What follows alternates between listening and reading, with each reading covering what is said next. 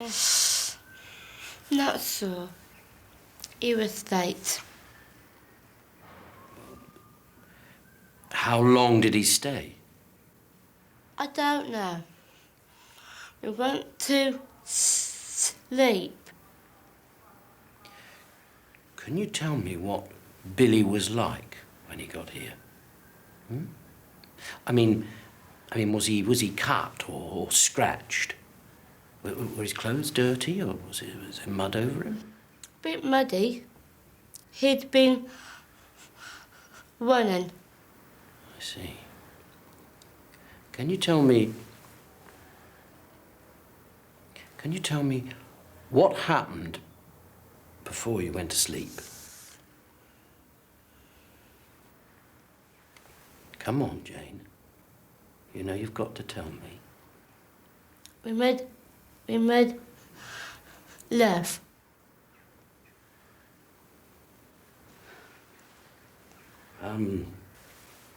Did Billy tell you why he was late?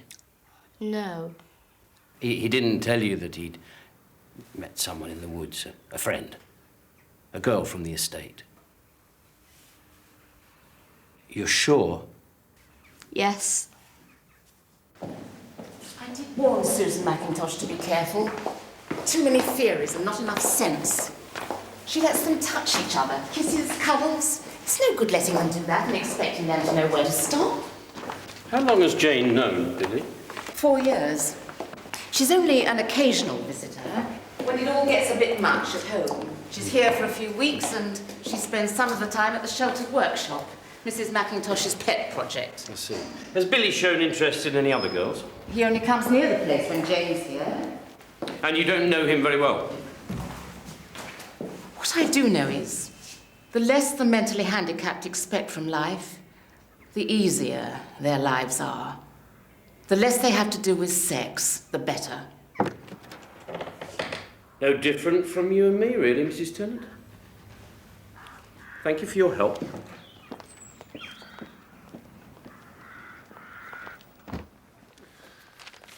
Not a bad spot, Gov. What? Rising damp and ode to colostomy? Oh, yeah, very invigorating. Tell you what, we'll drop you back at the station so you can get in touch with Forensic, check the girl's room. Okay. Oh, George. Yep.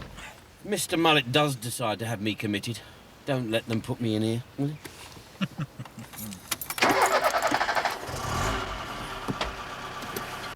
She's my friend. I wish... What do you wish, Billy? I wish she wasn't dead.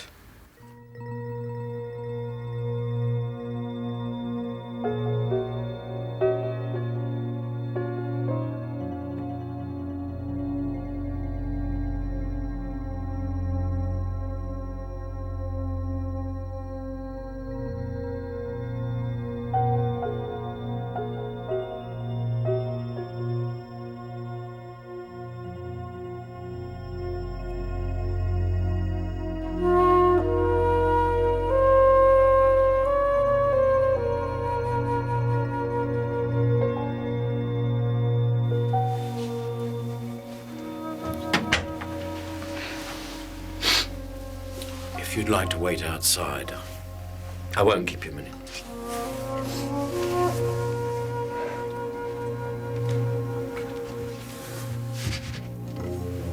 I need to have another look.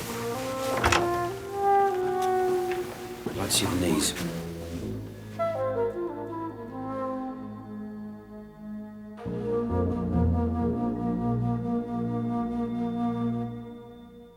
Other people say you were chasing her, trying to catch her.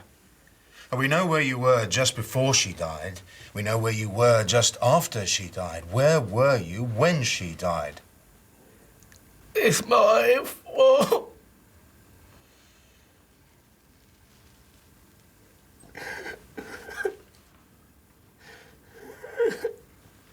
She knew Billy wasn't like an ordinary adult. Would he explain that?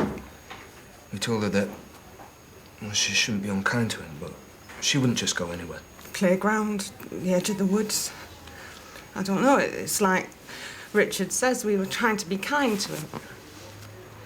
I can't believe it now. If I'd have been 10 minutes earlier, I'd have seen him. Brought her back. God, if I could get hold of him now.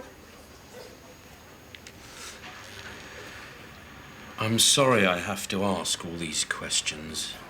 It's just that we're trying to build a picture of Billy Conrad, of what he was like with children.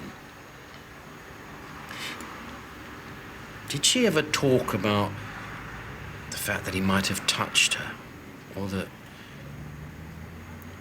she suggested anything like that? You know, looking back. It's just I'm trying to find a reason He's why... mental, isn't he? Isn't that reason enough?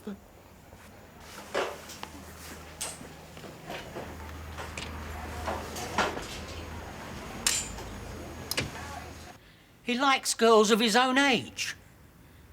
He's had crushes. You know, like anyone. That's hardly an answer, Mr. Conrad. Well, I don't know what sort of an answer you want. He's like any other boy. I want you to search your memories and answer me honestly. Has Billy at any time shown an unhealthy interest in any of the children he spends time with? I can't go on with this. Come on, love. We know the answer's no. We've loved Billy, always. From the moment he was born. We've tried to make his life as happy as we could. And we don't regret a moment. Shit. But that doesn't mean there hasn't been a price for us. No one can ever know how hard it is. How much you cry inside sometimes. And to see him treated like this.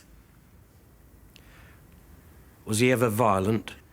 No, he wasn't. Not to anyone. Not to anything. Is it my fault? Of course not, Billy. Ms. McIntosh. He's tired, Mr. Hawkes. This has been going on for hours. He's not sure what he's saying. I think he's perfectly clear about what he's saying. And this is not a stage at which the interview should be stopped. Let me record my feeling that it should be. I've known Billy a long time. He's never shown any signs of violence. I mean, he's got a temper.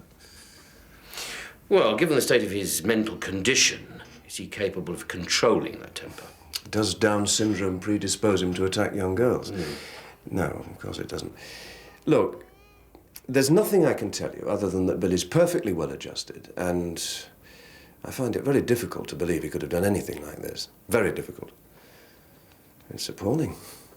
Poor Tricia. You're the Martins' doctor too, aren't you? I don't know them well. Well, they haven't lived here very long. Tricia was in and out with various illnesses last year. What sort of normal childhood things? Not really. I was rather worried about her at one point. A lot of the illnesses seemed to be psychosomatic. I thought it was just a reaction to the move from Manchester, change of schools, losing her friends. But it was more extreme. In an adult, I'd have put it down to severe depression. Something happened. Something she didn't like. Something she said she would tell other people about. Her mother and father. Your mother and father. Fine. And you were frightened about what she'd say. Mr. Conrad is nodding, so you ran after her to stop her, and something else happened. You lost your temper. No. You told us you did. Yes. Yes, and maybe you didn't mean to hit her. Maybe she fell, maybe she hit her head, and you realized she was dead, and you left her there. Isn't that what happened? Don't you think you will feel better if you tell us the truth? I'm sorry. This has to stop. You're putting words into his mouth. Ms. McIntosh, if you want to stay for the rest of this interview... This isn't an interview. It's an interrogation. I'm not prepared to watch you batter Billy into saying something that isn't true. This isn't a social workers' therapy group. There's a dead child in the mortuary, and I have to push like hell to get the facts. Now, if you think that is unpleasant, I already know it is. That's the job. To get a conviction at any price? I don't think you're qualified to tell me how to deal with a murder suspect. You can't just fire a string of half-baked innuendos. I am saying nothing that he hasn't said. Nonsense! You're taking his words and completely reconstructing them. How do you expect him to understand? He was quite capable of understanding what he wanted to lie about when we first talked to him. Maybe it just gets hard when we get near the truth. This isn't getting near the truth. No, it isn't now. If you continue to disrupt this investigation, then I'm going to ask you to leave and get somebody else in. Stop whining! I did it, I did it, I did it, I did it, what is that?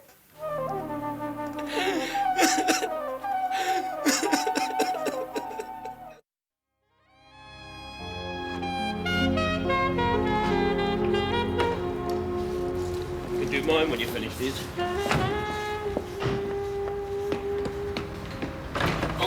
Good result, sir. Yeah? What's that? The mental. He's coughed. Says he's done it. Sir? Yeah. I've looked at the evidence of the witnesses, the forensic evidence. I've heard the tapes, the boy saying that it was his fault. He's clearly confused about what happened, but something did happen. A child was killed, and he was there. I'm not convinced. Why not? Well, take the handkerchief that you used on her knee. Well, the blood could have come from her head. Look, he realised he still had the handkerchief in his pocket. He panicked, he threw it on the table and said the blood was from her knee. That's not the way that it came out. He gave me that handkerchief because he thought it might help in some way. Jack. You weren't questioning him at that point, were you, sir? No, it's too specific. He's got no explanations for anything. He's got no sense of time. He doesn't know how long it takes to get anywhere. And yet he comes up with a specific explanation of one thing. The one thing that involves him remembering her cut knee. I'm sorry, Jack. Look what I'm faced with.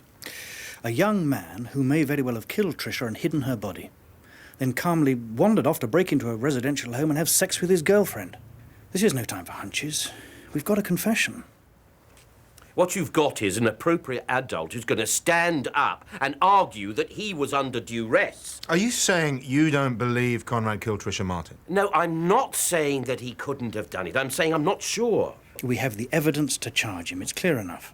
Look, we've still got missing witnesses. I mean, there's more information come on this motorcyclist. A couple came in this afternoon. The information on the motorbike doesn't actually tell us anything new. It's still too early in the afternoon. Mrs. Prentice said that she saw the motorcyclist after she'd seen Billy with Trish. It's in her statement. Now, what are we doing? Picking out the bits that suit us? Jack, that's enough. The evidence against Billy Conrad is sitting in the incident room. I'd be considering a charge on that alone. We have now got a confession as well. And as Ms. McIntosh has already pointed out to me several times today, we're about to run out of time. If we don't charge him, we're going to have to let him walk out of here or put him up before a magistrate. I think letting him go would be pretty irresponsible. I have to agree, Jack.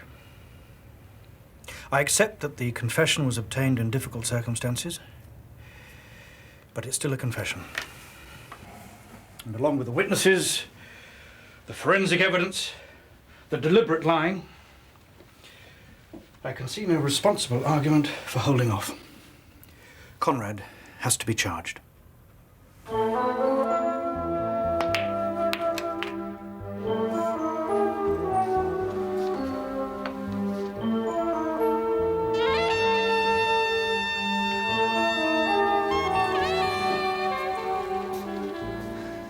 How's it going, sir? Oh, don't ask. You got a result on the kid? Yeah, so they say. What about you? You still sick, are you? I've got a medical next week. Mm. I'm hoping that's the end of it. I mean, it wasn't even that serious. I only tore a few ligaments. It was a surveillance. Grosser told the governor about this recce for a supermarket job. Only when we got down there, it turned out it was the actual Blake. And we block off their motor, they leg it. Only we haven't seen the shooter, and well, I'm unlucky.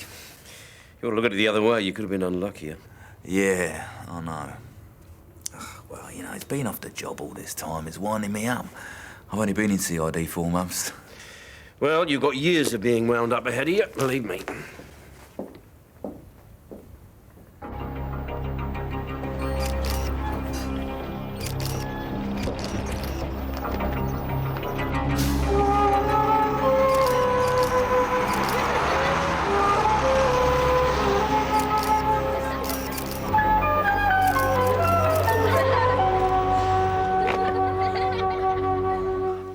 To live at home. I don't want to go back. Yes. We want a flat. We want to live together.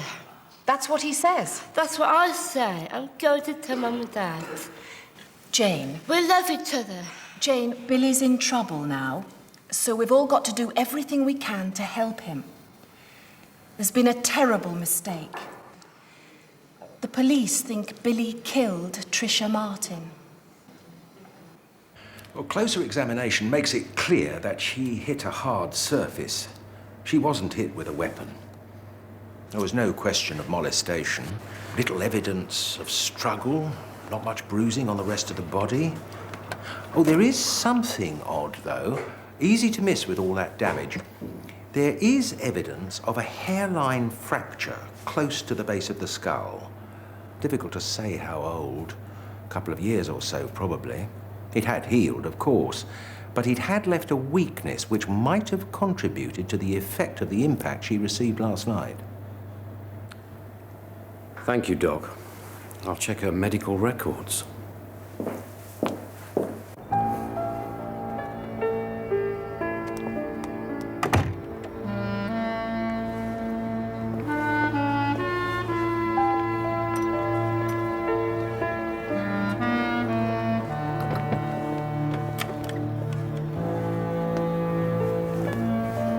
Bloody come back! Mental killer! They should hang him!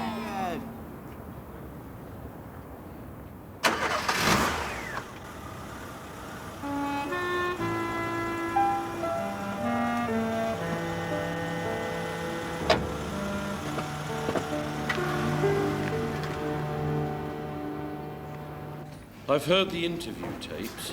That's not a confession. Why not? Billy can't take questioning like that.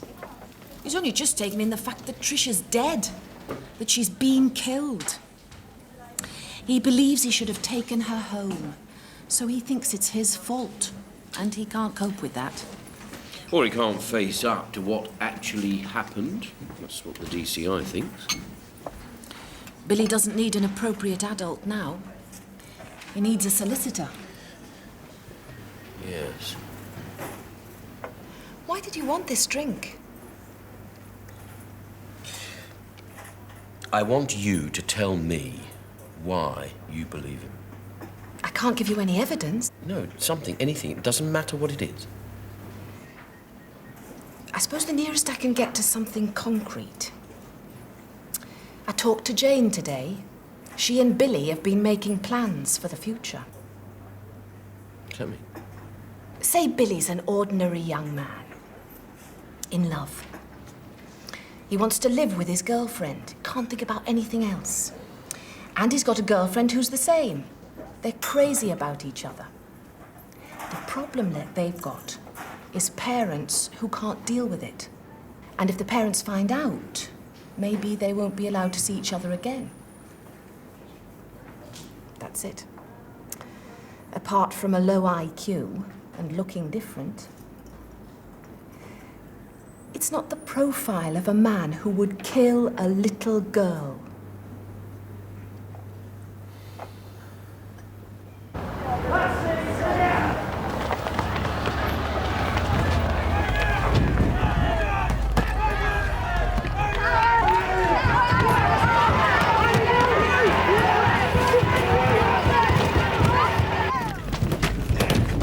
Good, you nutter, so no one can see you.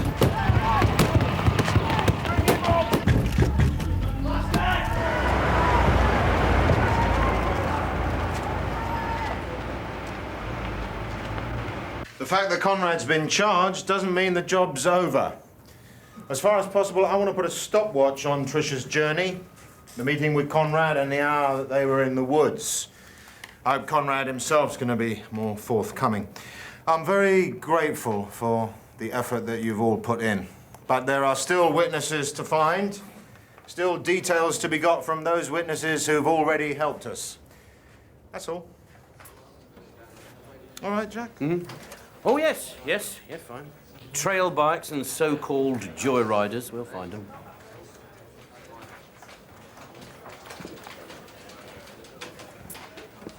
What you got? Well, I think we can narrow it down to 3 or 4 models from what Mr. Carter and Mrs. Curtis have said so far. We'll see, right. Well, where'd they work? No, there's a note on the statements. The witnesses have asked for anonymity. Fine, till we want them in court. He will be remanded in police custody for a further 3 days. They are opposing bail at the moment on a number of grounds to do with the ongoing investigation, and more particularly with regards to his safety. I would not encourage him to apply for bail, since I find the concerns of the police quite proper in this respect. I hope that's clear.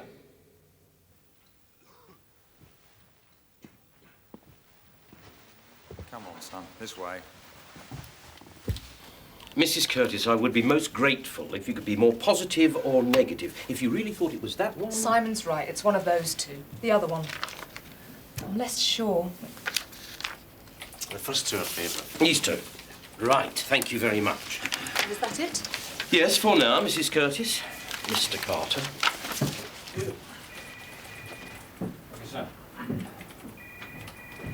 Thanks a bunch, Simon. Look, I know you wanted to wait. I know you didn't want to face Steve yet.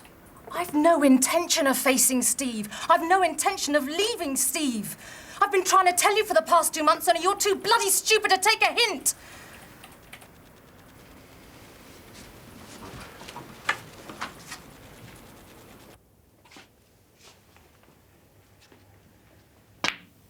Yeah! Well done, John. Close that time, mate. Still my bloody round, though. What are you having? I'll have a pint. A pint. Thanks. Pretty good again, Same John. for you, John. Thank you, sir. We're all off duty here, no need for the stir stuff. You know, we've got the final tonight. Yeah. Oh, we're a man short. I don't suppose you'd think about stepping in. Fill the breach. I mean, you're pretty likely to pop in for a jar anyway. I wouldn't miss it. So? It's hard to say no to the DCI, sir. It'd be great. My round, I think. My round! Yeah. Now, and we're all on orange juice until the match is over. Joking. Clear brains. All right, 6 orange juices then. Oh.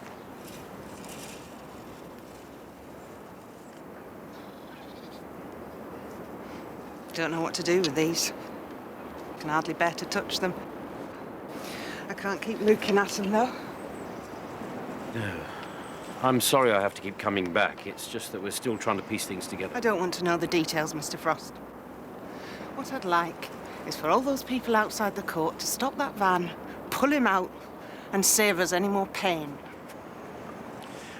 I had a word with your doctor yesterday. He tells me that Tricia was ill last year. I suppose she was unsettled. Is that the move? She wanted to be with her all the time, day and night. We couldn't get her to school some mornings.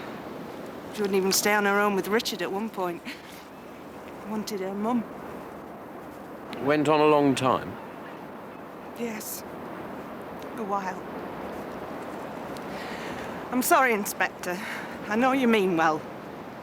But I don't really want to talk about this.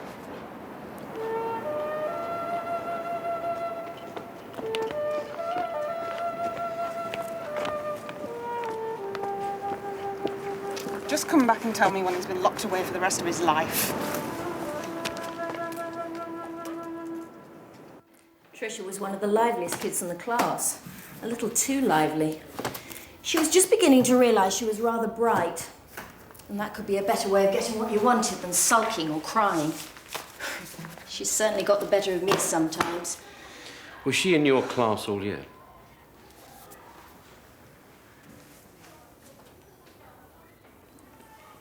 No. No, she was in Julie Edgar's class for a term. When the family first moved down here from Manchester. I think Julie had all the hard work, really. Tricia wouldn't say boo to a goose then. She was very withdrawn, wouldn't really talk to anyone.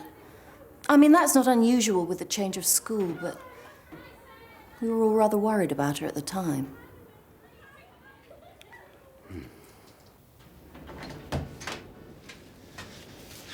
The Wanderer returned.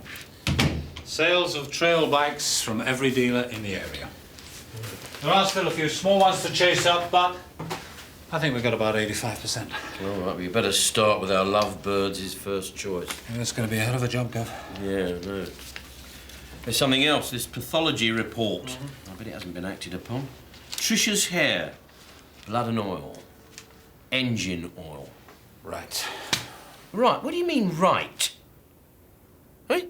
What's the question, Sergeant? Well, what sort of oil is it? Is it car oil?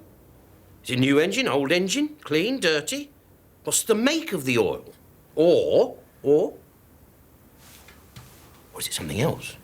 Could it be two-stroke oil, say from a motorcycle? Trail bikes aren't necessarily two-stroke. No, all right, then what's forensic doing? Where's the report? I bet our new DCI hasn't pushed for it. Yeah, well, he's going to be pushing me if I'm not in the social in 5 minutes. You what? Snooker final. Oh, well, I'm glad that everyone in this station has got their priorities right. I'll be in first thing tomorrow, Gov, I promise. Well, you better be. I want to move on that car theft next. Uniform, haven't done anything. But we know that someone was up there. We've got a burnt-out car to prove it. You really don't think he did it?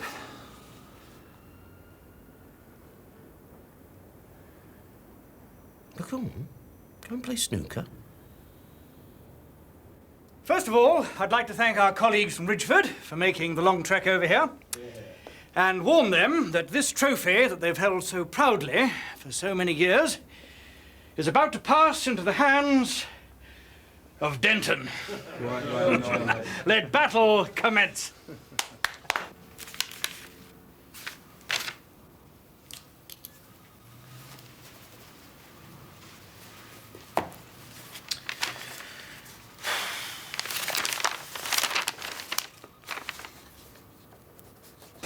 It's down to you, John. There's a lot riding on this. And Mr. Mullet's had the trophy cabinet French polished specially. To the victor, the jokes, I think, Tulin. I'll do my best, sir.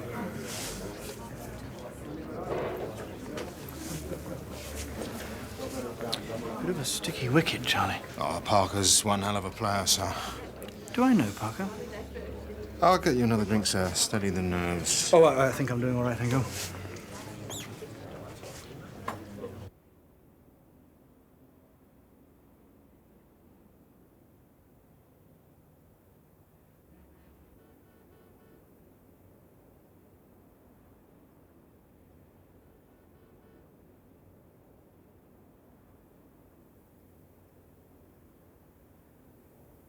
Yeah, absolutely. First class, John. Great performance. Look, it's time you met Mr. Mullet, our superintendent. All right, I'll be back in a minute. Call of nature, eh? Superb performance, Charlie. Superb! I absolutely knew Parker was our man. Just knew it, eh? Looks like the drinks are on you, sir. We're all right. Yeah, absolutely. My round. Come along.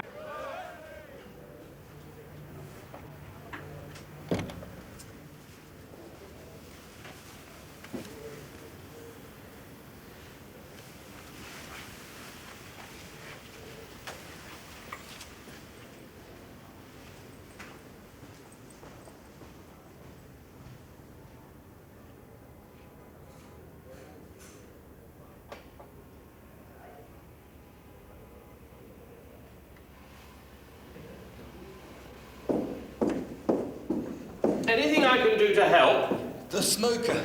I was just looking for you to tell you. We won. This is not the social club. No, I was on my way out. I took the shortcut. I must have got lost. Go down the corridor to the end there, turn left down the stairs through the door. You're at the front desk. So, you'll be back on a joyriding then. I could help you out with that. I mean, I've got some stuff. Information.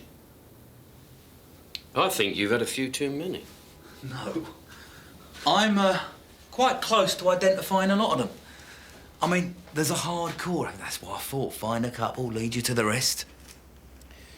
I think you ought to concentrate on getting better and getting back to the Met. Yeah, well, I've been doing it to sort of, you know, keep my hand in. I know about the two kids in the car. You know, the burnt-out job. I reckon I can tie them in with a couple of other thefts. Right. Well, it sounds like you've done a good job. Oh, yeah. Well, I've got it all at home if you're ever interested. Yes. Well, right. Well, I'll leave you to it then, Gov. Oh, yeah. All right, thanks.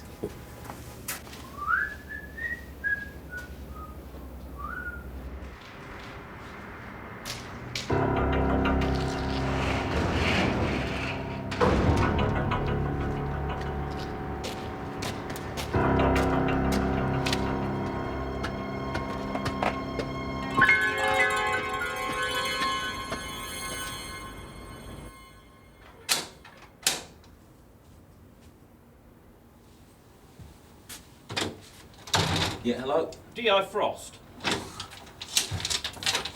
Hello, Gov. I thought I'd pick you up on that chat. Yeah, come on in. Right. Thanks.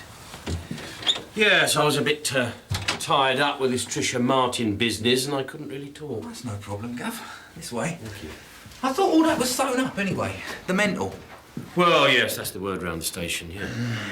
Bastard, eh? Yeah. Scotch? Oh, right, thanks, yes. Oh, right.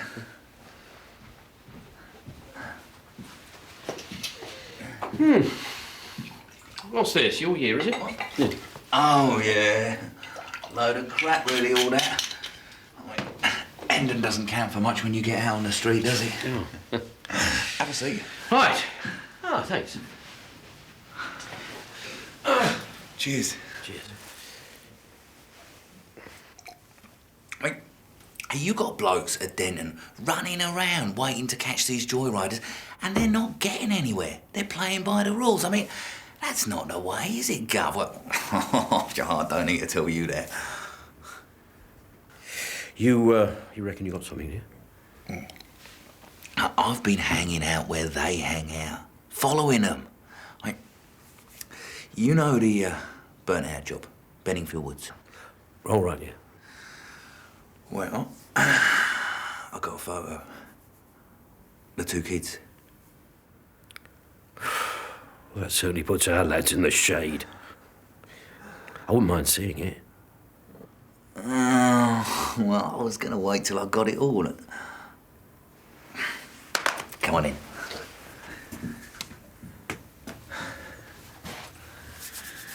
You see, they've been using Benningfield Woods for some time. Those tracks down there run for miles. I mean, you've had one or two patrols up there, but you see, I was prepared to wait. Patience. Right, now, this is the car that pair burnt out. There. Why didn't you tell us that you were in the woods the afternoon Tricia Martin died? Oh, come off it, sir. I know what I'm about. I'm a copper. I phoned Shepherd's Bush. Your governor's never heard of you. I didn't know what to do. I came out of the army because I knew I could get into the Met. It was what I wanted. Do you know what? It was because I got turned down as a bloody military policeman, a bloody slagbag MP. They didn't say so, but that was it. A lot of people get turned down for the job. I was living with a policewoman, wasn't I? We were going to get married. She had a kid, Danny. He really liked me, and then overnight, suddenly I was the boyfriend who couldn't even get on as a trainee. She didn't want to know. So, you came to Denton to pretend to be a policeman? I didn't set out to. I said it to a few people I knew, a few people in pubs, and well, it felt all right. People took some notice. I wasn't just another squaddy on the bottom of the pile. So then you took it a stage further? No, One day I was in this pub near the Nick and I got talking to some of your lot and I don't know, living with Sheila and it wasn't hard. Then someone asked you back to the social club for a drink. Look, I'm not listening to all this rubbish, Parker, because I'm interested. I'm trying to decide whether you are stupid enough to play boy's own bloody detective or you've got something to do with Tricia Martin's death. For God's sake, what are you talking about? And I'm 90% convinced you're certifiably stupid. You're certainly nicked. Get your coat. There you go.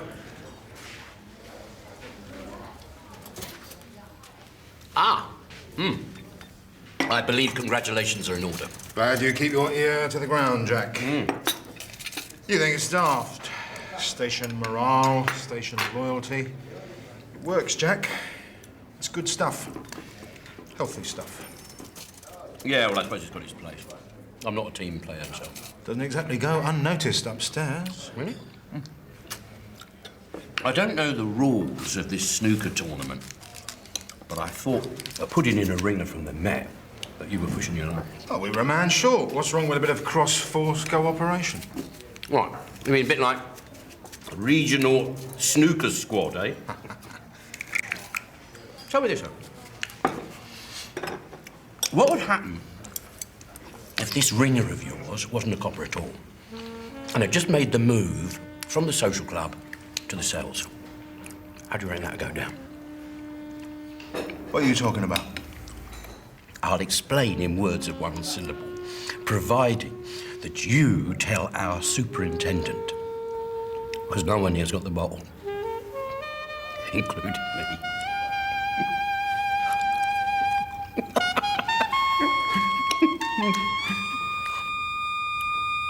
Excellent. Brilliant. sir. Brilliant. There it is. They've held that trophy for 7 years. I've told George Barker he won't be going out of Denton again for at least that. Do you think we could have a word, sir? Yes, certainly. In private? Yes.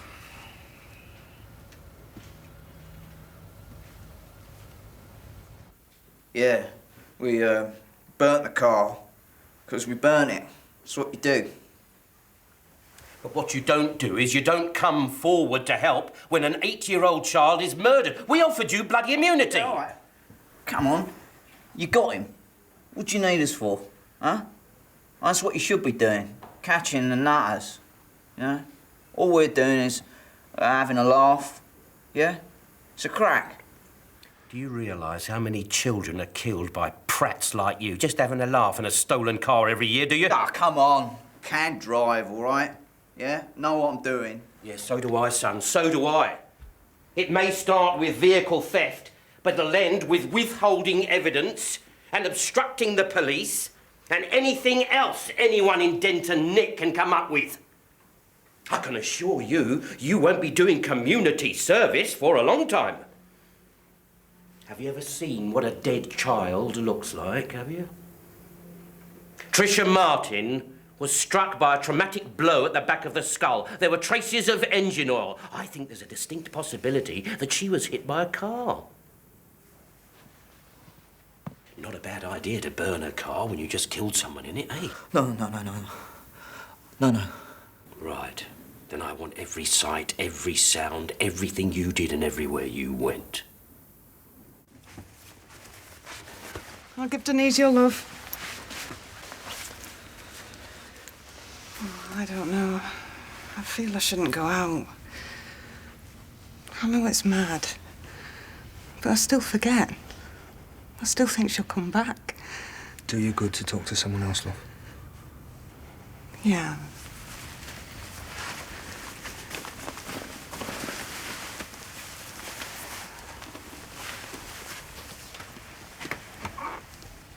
You know, all the toys I put in the garage. Will you take them away and do something before I come back? You sure? Okay.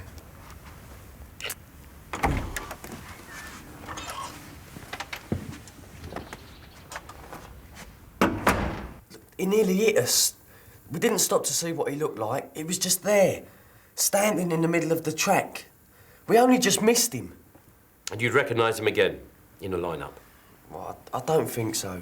I mean, we were hammering it. Do you know what I mean? Well, it was a bloke.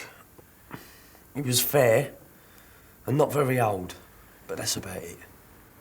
There's no doubt about the car, though? Oh, no. I mean, I nicked one just like it about a month ago. Yeah, well, thanks very much for the information. We may need to be in touch with you again. OK, fine, thanks. Bye. Governor. Hello. Tricia Martin. That was the doctor from the Manchester Royal. Her father took her in with a head injury, serious bruising. Now, he said she'd fallen off a swing. The doctor remembers because they were a bit dubious. Now, they did talk to social services, but there wasn't enough to take it any further. I talked to them, Jack. So did you. Everything seems so ordinary. Okay, your shot, I think. Thank you. Come on.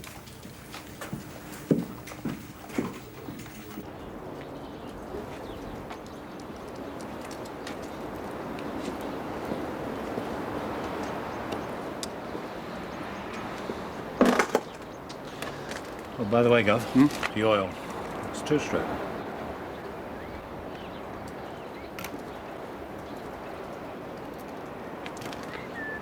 Mr. Martin? Ah, sorry to disturb you again, sir.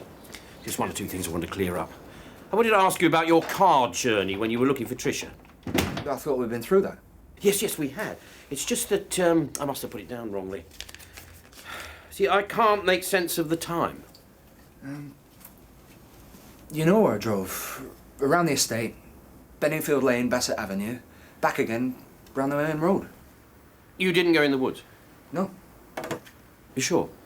Of course I'm sure. I turned the car around in the track that goes up to Benningfield Top. That's as far as I went. You don't know how much time I've spent. Wishing I'd gone further. You said that Tricia was a happy child, Mr. Martin. I don't think anyone around here would disagree. Look. Is there a point to this? Now, Sally said you came around yesterday without any real questions to ask. You were very keen to tell us how happy Tricia was. You know, no problems, no arguments. Wasn't like that when you first moved in. What? Tricia was a very unhappy child when you came here. Were you worried about that? Of course I was. It was the move. And we'd had some hard times. Money was tight. She couldn't have everything she wanted. Your doctor called it a depression. Well, maybe it was something to do with the accident. You know, when she fell off the swing. Pretty bad knock, that was. Yeah, it was. Did you tell your wife about that? Of course I told her. Why am I being cross-examined about a knock on the head Tricia got 2 years ago? Because you didn't take her back to the hospital. It was only a bump. Didn't need to take her in the first place. I just panicked. What, like you did the other day? I had every bloody right to panic. Bloody madman was out there killing her. I'm not taking this.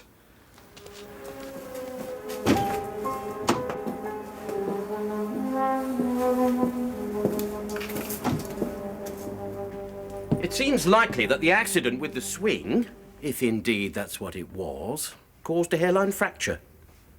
They didn't notice it at the hospital. You didn't go back. Well, it had healed, but it left a weakness. So when she fell and hit her head... Yes, we do think it was a fall now, not a blow to the back of the head as such. You're saying some sort of accident? I didn't know what was wrong with this. There's something missing from this picture, Mr. Martin.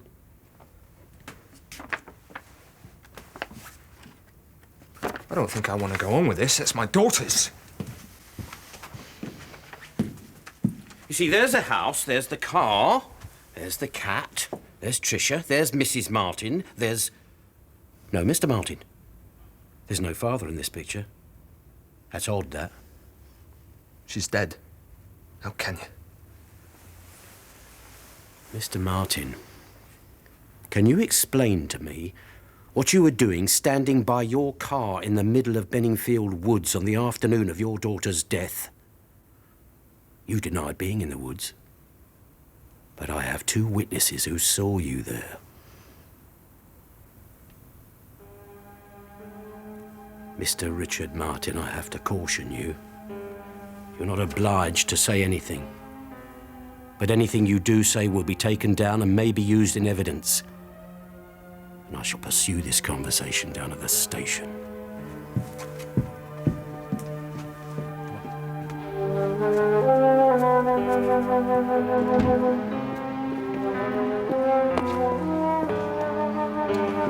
What can you get? We're with you, Richie. Angy's too good for the bastard. Yes, all right.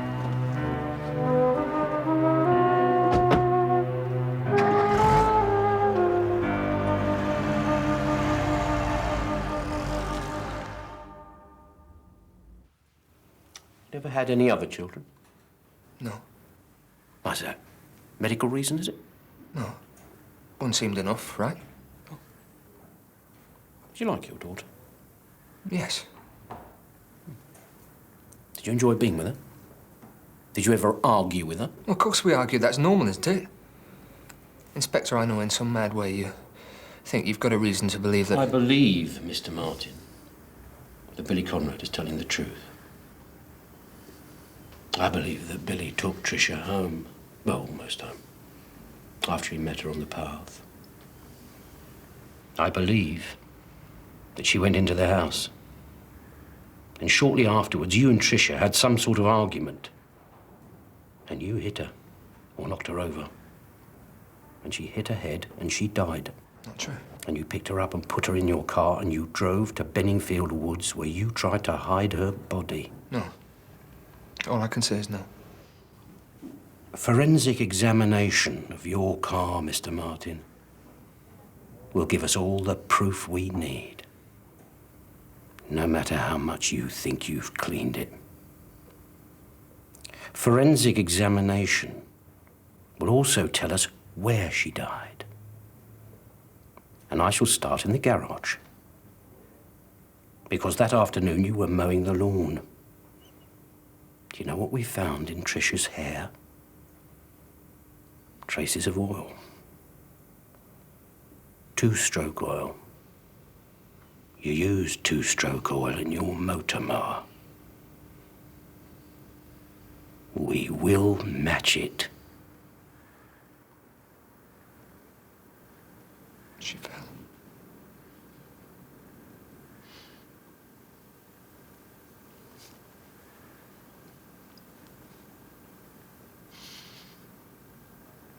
She just fell.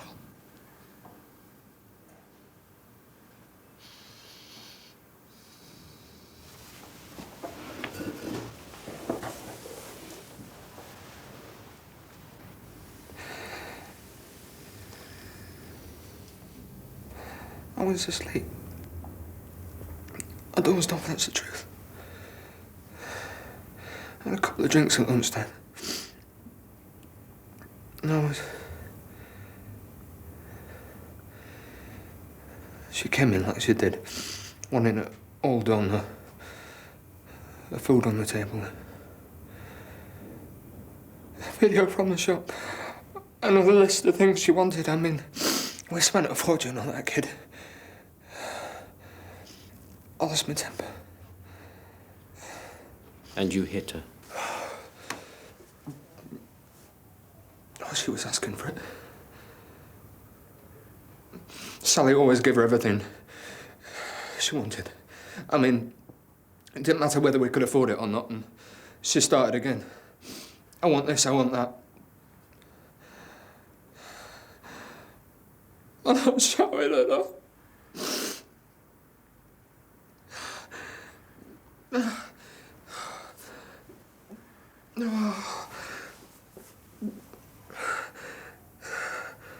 She started crying and she ran out into the garage. She started screaming. I thought people were there.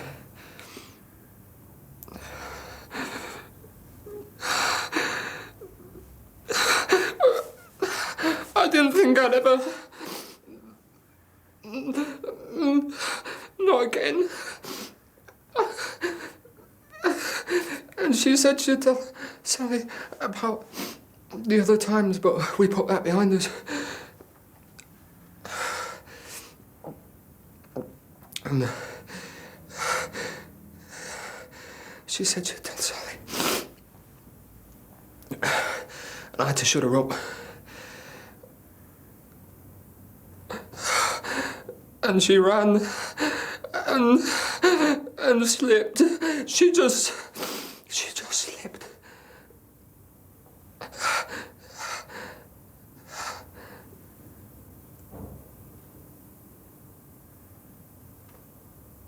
And her head came down